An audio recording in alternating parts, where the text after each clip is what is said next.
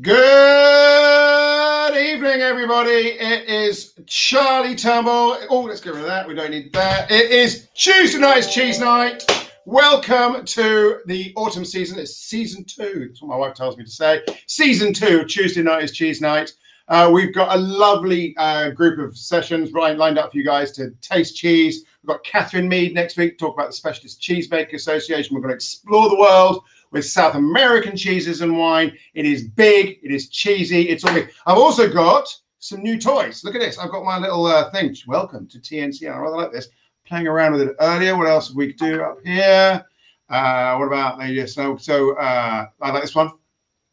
Tune in, fill up, and cheese out. I mean, should that be my strap line? I'm rather liking that. Where we get rid of that one. I think we probably should have a bit of academyofcheese.org. Of course, you know that the Academy of Cheese is all about training. It's been a tricky summer for the whole of the cheese industry. Some of us have done quite well. Some of us have done quite badly. It's quite tricky for some of the small cheesemakers out there. So for those of you that have been buying cheese off the small people, we love you very much. We love you very much. Keep buying those great cheeses. Keep buying those great cheeses.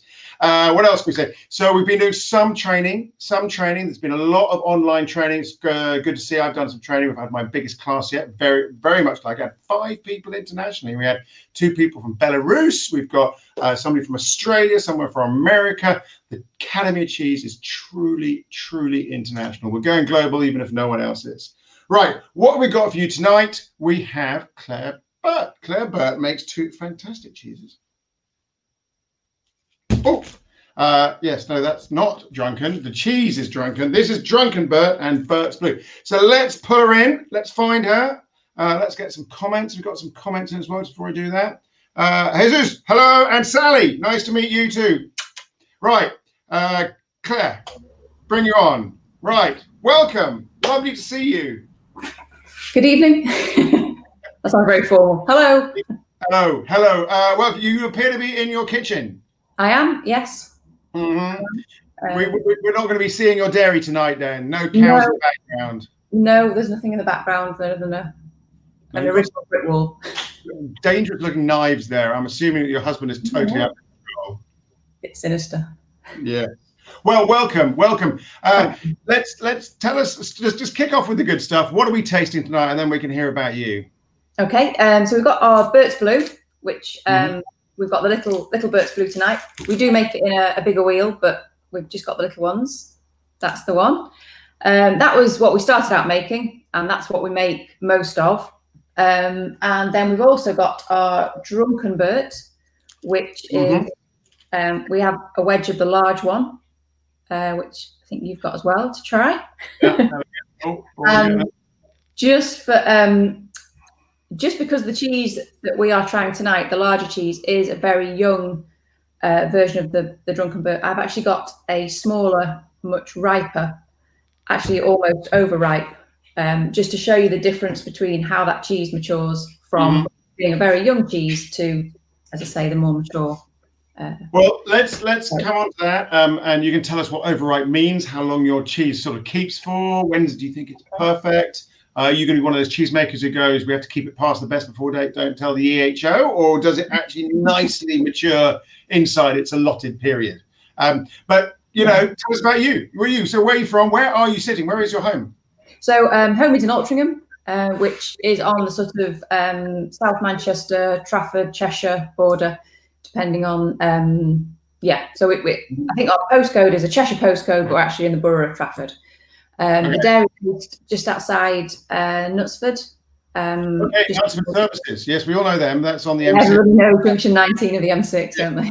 Yes, I've had some very dirty journeys. Yes.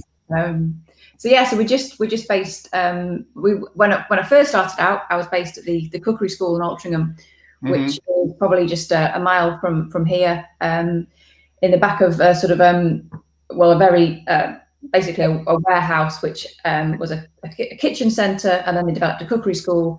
And we had the side of a building, which it started out at 2.5 meters, and it tapered down to about 1 meter. And it just took the outside. So is that what gave you the idea to make cheese? You started off on a wedge and you thought, I can do wedges. I can do wedges. So it was very cramped. It was very small, but what it did do was get me started. It made me like a scale up from home where I first started making. So what you were a chef or a cook at that point? No, I worked. I did food and nutrition as a sort of my background in my degree, and then went into product development and was working for a large Irish dairy cooperative called Dairy Gold Food Ingredients. Okay. At their site in Crewe, and that role, it was a great role. Really, I was there for 6 years. I was very lucky that we went to visit lots of cheesemakers across Europe, Ireland, where they had the manufacturing sites. Oh, okay. So Denmark. Were you cutting your teeth on the big boys or these small producers? It was all business to business. So what we took was 20-kilo blocks of cheddar and put them in blue plastic bags in a grated or sliced format. Oh, so something entirely different. Nothing like an artisan or small producer. But it was so 10 years ago, 2009, pardon me, yes. you bit the bullet, decided that cheese was your future, but in a different way to your past. And what you've chosen, in my opinion, quite tricky cheeses. I mean, take this chappie. Yeah. This is beautiful. This is beautiful. So I've cut him open. This is your Burt's Blue. Yeah, so I'm guessing a bit, sort of 200 grams, something like that. We're always a bit generous on the fill. We do it all by hand, so it's all hand labelled into single molds. There's no sort of tipping or pouring. So they do vary a little bit in size, but we sell them as a 180 gram, but they can be up to 200 and 200 plus sometimes. But this is squeezy. Yeah. Ooh. That's nice and ready. Yeah, that's good. So what kind of milk are we talking? We're cow's milk, obviously. Cow's milk, and it's pasteurised. Because we're making a soft and a mould ripened cheese, we choose to pasteurize the milk. And so I think the one you've got there is about 7 weeks old. Yeah, I've got a date on here. But are we talking Holstein Friesian? We actually take a pool of milk, so there will be some Holstein Friesian in the mix. And you're telling me that you get all your milk from Cheshire, basically 23 local farms. 23 local farms, Cheshire milk. So we take from that pool of milk.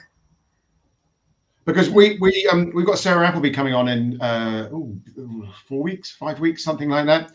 So we did some work with her on what makes the original Cheshire recipes. And a lot of it was about the summer grass going down the rivers you've got coming through Cheshire, which gives that meadow grazing. And a lot of the traditional Cheshires were summer cheeses because they would, get the cheese down, make a lot of it, but then take the cows off and do something different with them during the winter. And the cheese had to go right through the winter. So it's got a real history, possibly the oldest history of grazing for dairy in the whole of the UK around you.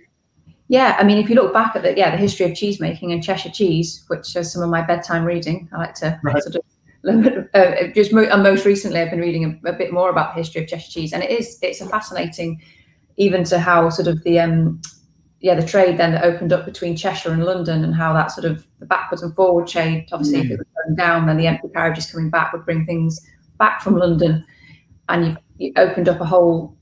Yes, it was a huge history to the local area, and Chester in particular. But you decided to go blue. Now, I'm going to have a nerd moment. I'm going to have 2 nerd moments tonight. Sorry if you are just dropping in and wanting to know just about the tasting of the cheese, but I want to know how you make soft blue cheese, because all of us in the industry know that to get blue, to flour, to go blue, you need to pierce cheese. But if you make soft cheese, how do you stop the holes closing up? So, first nerdy question of the night: how do you stop the holes closing up?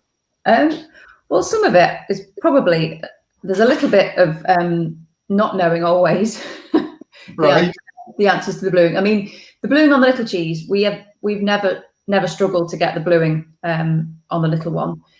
It's we actually pierce it through the sides on that one rather than an up and down. Which is why we're seeing those sort of horizontal lines. Exactly. Right. Yeah, which is why we've got the sort of the lines through the paste. And so we do that. What texture is the curd when you're piercing it? I'm taking it as not as gooey as we're looking at now. No. So it's anywhere between day 5 and day 7 we pierce the little ones. Oh, really young? Yeah, young. And at that point, they're still white. There's no surface mold. Nothing's grown on the outside. So it's a classic hockey puck at that point. Yeah, pretty much uninteresting, sort of just white. And you wouldn't know it was blue at that stage. There might be a little pinprick sign of a little bit of blue, but nothing really. And then we pierce all by hand. When I first started making, I made a vat of about 10 at a time. And that was fine just to go in with a single needle through the side. Right. And then when I jumped up to the vat that we have now, and I made probably, I don't know, 100, 150, and I suddenly arrived to do the piercing. I was like, oh, crikey, this is going to take me a long time. That's not going to work for you. No, it's not going to work. So luckily, spoke to my dad, and he's quite sort of handy and thoughtful around engineering solutions. But it's just a simple, still handheld, but it's got 4 prongs on it. And it's simply turn, and in it goes. And that's enough at that stage for it to open up and allow the oxygen to let the blue grow. And because it's quite a shallow cheese, you don't need whole knitting needles. You just need to go in sort of the edge of the cheese. It's about the more challenging one we had for us is the larger cheese we do. So we always used to struggle to get enough blue through that. And then when we didn't get enough blue, how deep is that? Still not hugely deep. I'd say about 8 centimeters, 8-10 centimeters. Okay, that's about that, I think. About that. Yeah. Yeah. It's probably about that on its side. Okay, cool. All right, guide us in. Choose. Pardon me. Got a bit more than choose a cheese and tell people. I'm going to give you a bit of the whole screen here. I've got some new toys, by the way, people. Look at this. Woo! There we go. Oh, there we go back again. So let's give you the whole screen and tell us about your Burt's Blue. Okay. So Burt's Blue, we do as a little baby truckle, which we've been looking at tonight. And Burt's Blue, it starts out obviously day 1 in the vat. We drain the curds overnight, and we knock them out of the molds day 2, and then we dry salt the cheeses by hand. We've played around with brine salting, but for us the dry salt just gives us the control and the finished product that we like. So the little cheeses pierced at day 5, day 6. And then it really changes massively. I mean, if you tried this cheese when it's wrapped at 2 weeks, it would be fairly hard. You wouldn't have any of this kind of gooey ripening. It would be much more like the Drunken Burt that we've got, which is very young. It's not broken down. It's not got that nice kind of squidgy. So this rind that we've got going on here looks like a sort of geotrichum, a kind of the yeasty kind of rind from a crottat or something, but it's much bigger in character. But it's got that kind of vermiculated look to it. So what is that mold?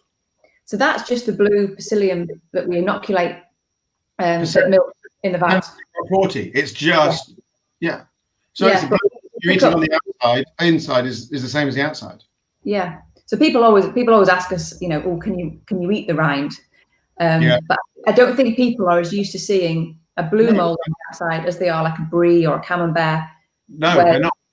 So it's just a little bit about education, I suppose. That yes, the blue that you eat, that you've just eaten on the inside, is just what you've got on the outside. And talking of education, the Academy of Cheese is an excellent place to learn. Just going to drop that in there. Okay, so we've got blue on the outside, blue on the inside. Yes. And so it's the blue, the Penicillium Rock 40 is breaking down the curd from the hockey puck, like that kind of texture. Like that, yes. Into that. So it's doing the same job as the Camembert would or something like that in terms of what you might call secondary fermentation. It's breaking down the curd into that. Exactly. Paste. So with the little one, different to the larger one we make, obviously you get a lot more surface ripening. And that's why you get that real sort of separation, that real goo. Yeah, almost a slip coat kind of thing. Yeah. I mean, and it depends a little bit. This is taken right to the end of its life, really. That's about, as I say, between 7 and 8 weeks. I'm really loving it. What is it supposed to taste like? I've already eaten too much, but that to me is how it should eat. It should be soft. It should be gooey. It should be sort of having that bit of a sag. But unfortunately, you know, if it's going all out, the best things sag. I'm just going to say that. Unfortunately, if it goes out too young, there's always that window, isn't there, of if it going out and it hasn't quite developed. There, yeah. And then it got to the customer, and to me, then it'd be I never want it to be disappointing and be eaten too young. But then it does over ripen. You know, it does go beyond what's nice. Tell me what flavour profile. You know, if you're describing this over the table in a farmer's market to a customer who's not going to taste it right then, what do you tell them to expect? What's the? I always say it's quite an approachable blue. It's not. I wouldn't say it's beginner's blue, because obviously that sounds a bit. I don't know, but it's kind of. I like the beginner's blue, but I don't think this is one. No. I think it's approachable. I think it's kind of it's not, because it's soft and because it's it has quite creamy notes. I think it has some like buttery notes. You do pick up some of the, obviously as it ages, you do get a little bit more sort of flavour through from the rind. But I'd say it shouldn't have any bitterness at this age profile. My experience is that people have very different awareness of bitterness. So some people would say that it's not bitter, and other people will go, "Oh, quite bitter." Bitterness, I think there is a bit, but it's a vegetal bitterness. It's not of that quinine kind of just a chemically bitterness, which I think is definitely the nastier end of the chemicals the bitter spectrum. I think you're getting a certain woodiness. And there is that creamy, but the texture is where the cream really delivers. I think you really get that lovely sweep of cream over the tongue towards the back of the throat, and the sort of woody mushroomy, quite punchy and aromatic, and in a good way, the damp carpet. Comes in as well. If you can have damp carpet in a good way. In a good way, yeah. I think you're right. I think the creaminess and I think the texture, if there is a little bit of bitterness, it does soften, and it kind of balances that blue and bitter flavour, if there is anything. Well, we've got, where's my thingy gone? Right, so Alison has sent us through a picture of her cheese board, which I'm going to bring on board. So she's got one of your Drunken, your Blurt's blue down there on the corner.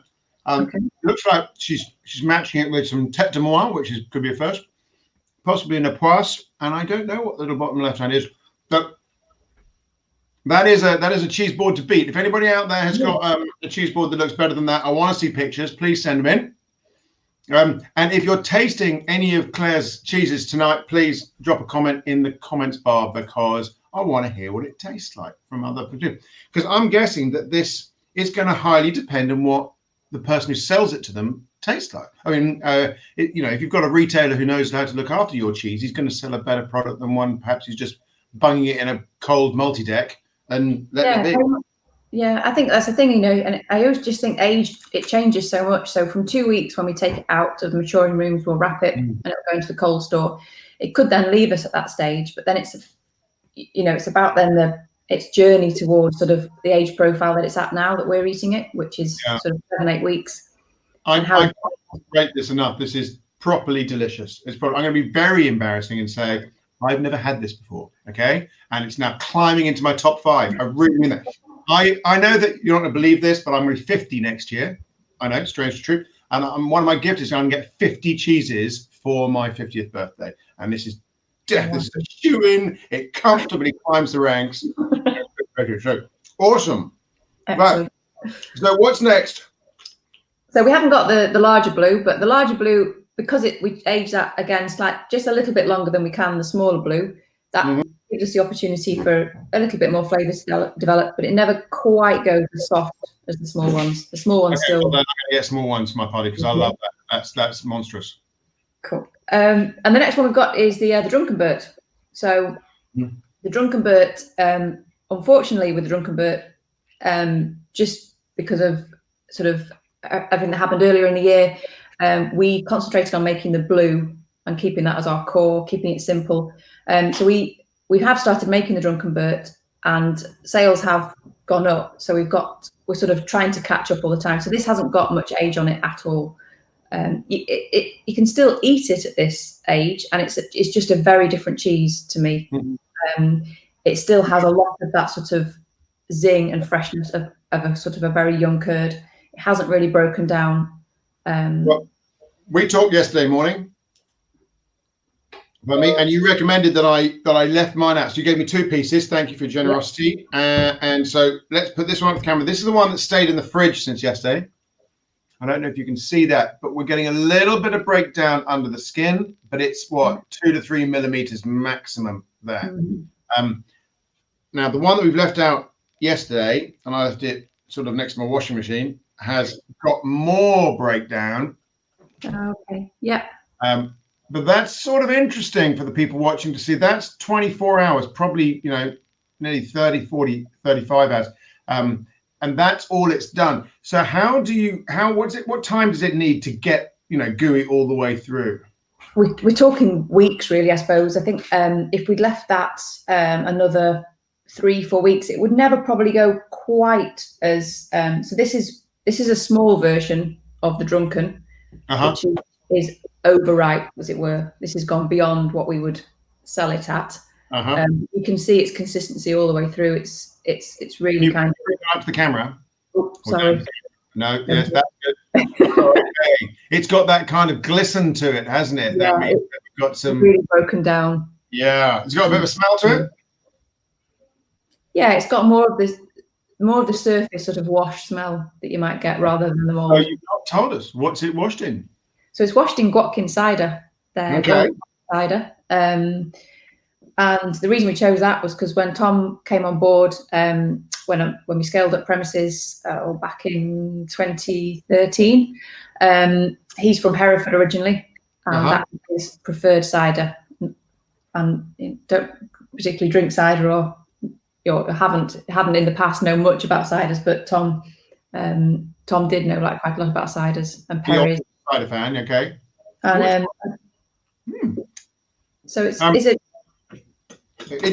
just went in with a creamy bit just to find out what it tastes like, and you're getting the sweetness of the apple. Actually, you really are. Yeah. So for our viewers at home, let's just talk about washing the curd. Okay.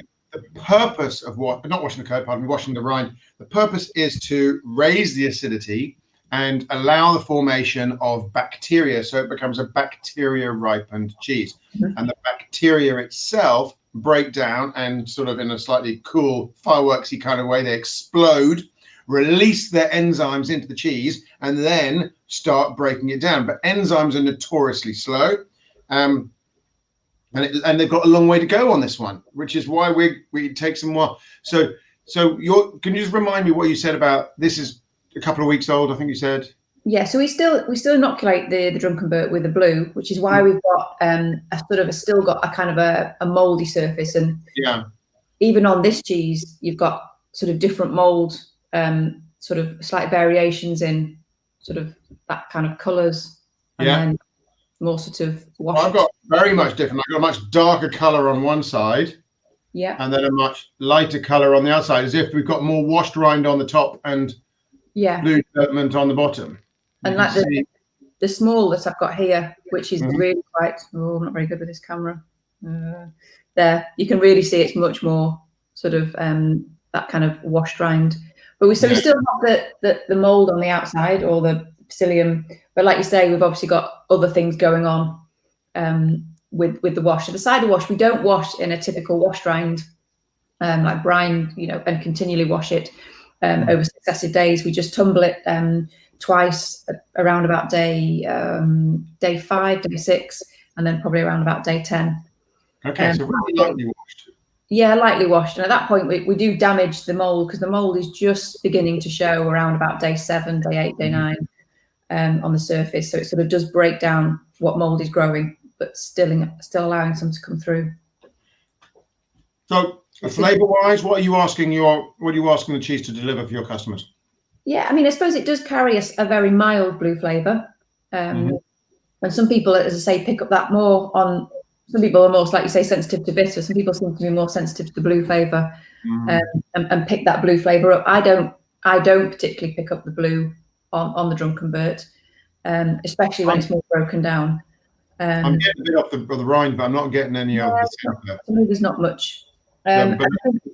the Drunken Burt, when it's fully matured and soft and squidgy, I think it's almost like it changes from, like you say, that appley freshness that you get when it's younger. It almost, you almost get a sort of, it sounds strange, but it's almost like a leathery note, almost more pronounced. Sometimes you get that on a cider, sort of like a leathery, not that's not the right word, but that's what you pick up as the cheese develops, and it softens and it breaks down. I've definitely eaten these in the wrong order, because I should have had this. I didn't think that as well. I know you said which cheese, and I just jumped straight in. I had in my head that the Drunken Burt would be the powerful one. But of course, it just hasn't got there yet. It's still in nappies in cheese terms. It is. It's unfortunate that we didn't have anything older to send you. Okay. All right. Well, I'm going to go back to this, because I think the blue one is in such good condition, and it shows the importance of condition. People think they know a cheese, but they don't. They know the cheese of a certain condition, or they like it at a certain place in its life. Yeah, I mean, some people like the younger blue.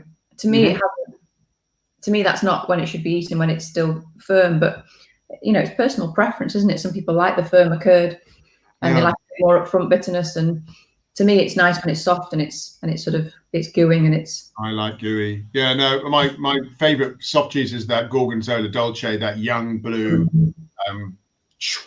You can bathe your face in it and you feel you're going to be 10 years younger afterwards. Right. So no, I understand that you are thinking, or you will be going down to 1 herd in the next few days for your milk. That must be pretty scary.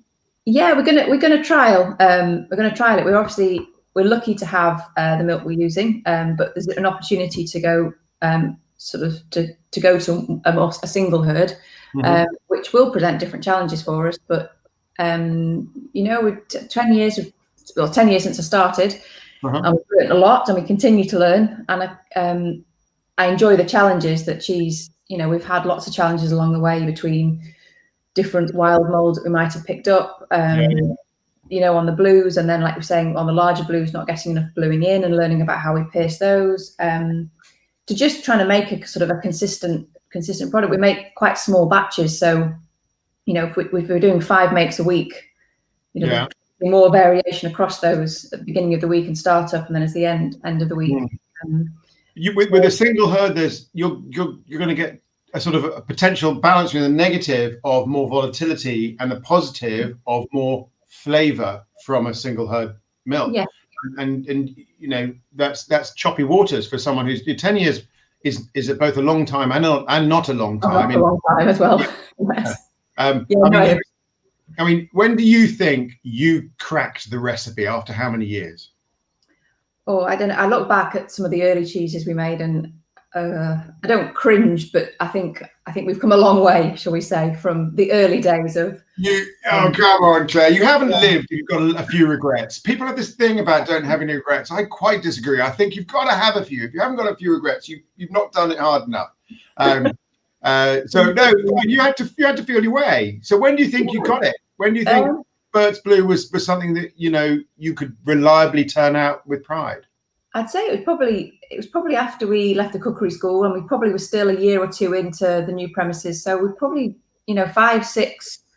I'd say 5, 6 years on from when I first started making, to where I know, and yet you're learning. And still now, though, that's what's exciting, I think, about cheese making. Yeah. It still presents challenges, and it's always learning.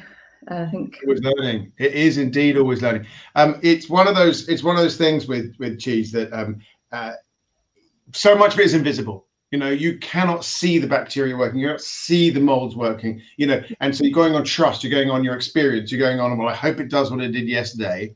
Yes. And then something sneaks in around the side that's equally invisible and throws you off sideways, and you've got to be paying attention to it. I think that's it. I think especially with some of the molds that we pick up, sometimes they're not as attractive looking, and that can, you do eat with your eyes, you do people's perception of it, picking up some wild white molds, and it just sort of, to me, I think that's the one you've got, or the one, it's the balance of sort of like, I like the grey and the blue when they mix together, but it doesn't always like that. No, and you're familiar with your cheese. You know what the colours. You can probably look at a cheese and have a fair idea what it tastes like because you've been doing it for 10 years. Yes, you can. Whereas somebody comes to your stall in the farmer's market, whatever, and goes, "You're joking, right? I'm supposed to eat that?" You know, some 15-year-old or whatever it is. So, yes. Ugly you can tell even at wrapping stage. You know, like I can always tell if it's got this like little lip on some of them. I think that's gonna break down to have a nice separation. It's almost when it's even it doesn't. Yeah. We always need a good breakdown every now and again. Well, Claire, it's been fantastic to talk to you. We need. Oh, I've got a little banner. Where's my banner? Come back to me, little banner. Here we go. There we go. So we want to say, show this. Buy cheese. I love my little banners at burtscheese.co.uk. So everyone out there who wants to try this awesome soft cheese, Claire will send you the best in her cellar, won't you, Claire? I shall. Yeah, marvelous. Okay. That is a bargain. Queue up, everybody, for that. Thank you very much, Claire. Say goodbye. Goodbye. Bye. Thank you for having me.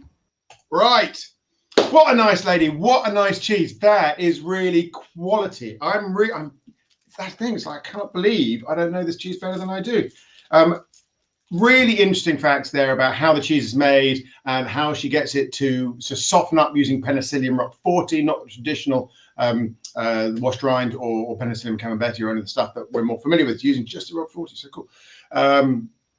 Right, so if you need to learn more about cheese, of course, the Academy of Cheese is totally available. I have another banner. Where's my banner? Come on, there we go. academyofcheese.org. So if you want to know more about cheese, there's another banner here. What's that one say? Charlie T is awesome and cheesy delicious. Obviously true. Okay, fantastic. See you next week. It's going to be Catherine Mead of the Specialist Cheesemakers Association, but much more famous for her Cornish yard, her garlic yard, and one of my all-time favorites, the Cornish kern, down from near Truro. So she'll be joining us to talk about all the support the Specialist Makers Association has given to cheesemakers since it was founded. Oh, I'm not guessing, probably 30, 40 years ago, something like that. Hope to see you then. Have a wonderful week. Tuesday night is cheese night. We're back next week. Love you all. Right. Where's my... Yes, that works. Fantastic. See you soon.